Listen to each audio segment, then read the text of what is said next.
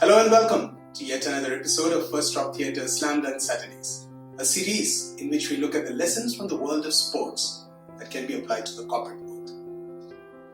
Often we run into limitations as individuals, as teams, limitations for which there are no immediate fixes, at least in the short term. So what do we do then?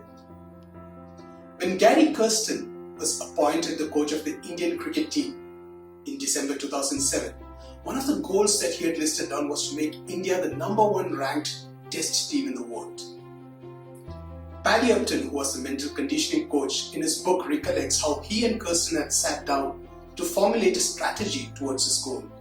And when they looked at the team, they both realized that the Indian team had world-class batting, but the bowling was pretty weak. It would not instill fear in any opposition, they were sure of that. So as they were deciding how to go forward, Kirsten did something interesting. He just took a step back, says Paddy Upton, looked at the resources he had and said, what if we approach them from a different perspective? So for the next few weeks, few months, what he did was he actually made the bowlers practice their batting a lot. His thought process was that we would have to do something to cover up for a weak bowling attack is what he decided. And so he made the bowlers practice extra on their batting so that whatever extra runs would serve as buffer for the team. When India became the number one ranked test team in 2009 and when the stats were analysed, the average contribution of people batting from 8 to 11, which is basically the bowlers for teams across the world, was about 40 odd runs. But for the Indian team, the same figure was around 80 odd runs. Massive contribution from the bowlers with the bat, thereby giving the bowling lineup, the weaker suite, a bit more buffer, a bit more to play with. Same resources, but looking at them from a different perspective.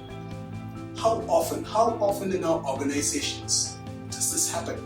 When we're working on a project and we feel that maybe the personnel we have are not having the skill sets needed for this project, or it could be the infrastructure that we are having might not be the best or the optimal for this particular use case. In such situations, it would be wonderful, wouldn't it? If we just take a step back and think differently and see, okay, this is what we have. How can we approach this differently? But to do that requires a mindset of creative and out-of-the-box thinking. And this is something we focus on a lot in the theatre and art-based corporate workshops that we conduct, where we encourage the participants to not look at the obvious, but to really put on their thinking hats and to think out of the box. Think laterally. Thank you for watching this. Until we meet next week for the next episode, take care. Goodbye.